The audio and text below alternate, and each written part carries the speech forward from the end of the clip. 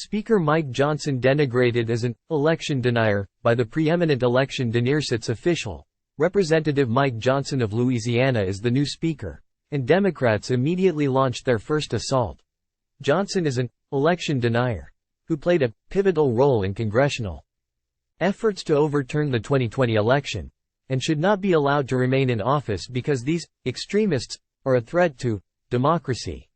Most of the media, Hakeem Jeffries, and all the other Democrats who continually seek to destroy all Republicans and conservatives who demanded transparent elections, forgot something though: they're the preeminent election deniers. When we Republicans point out that Democrats have repeatedly challenged elections, 2000, 2004, and 2016, they tell us that those examples are different. They are not election deniers, they challenged those elections on principle. Hakeem Jeffries labeled both Jim Jordan and Speaker Mike Johnson extremists for challenging the 2020 election.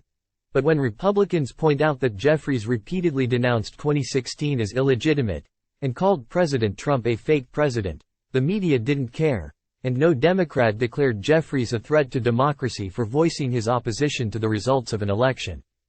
Time equals 400 Ms. greater than Time magazine shows how this works.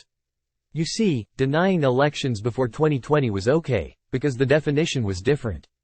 Somehow they also called the unauthorized tour of the Capitol on January 6 a deadly riot, even though only one unarmed protester was killed by a government cop.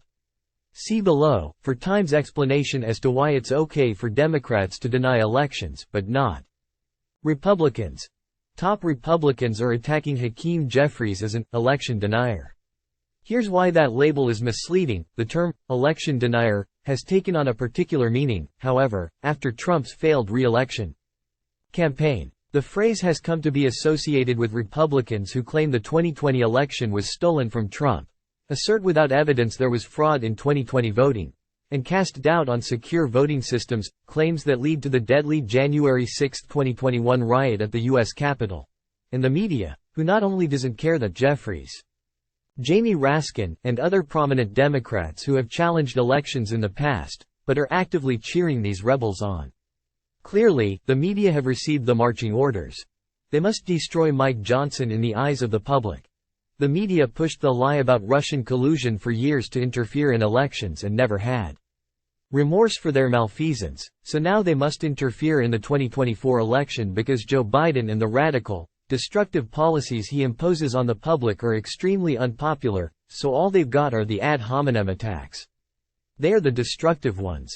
They have more trouble labeling Hamas jihadis as terrorists than they do Trump supporters.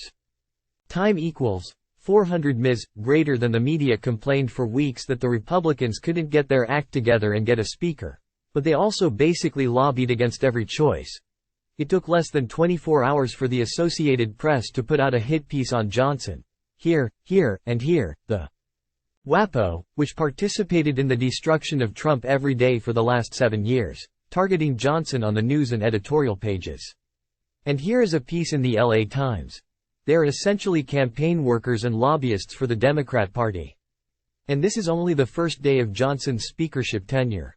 We have to put up with this garbage for the next 13 months as the media seeks to poison the minds of the public, especially the young, to interfere in the 2024 election as they falsely claim that Trump and his supporters are the real danger to America. The media and other Democrats have been redefining words for a long time.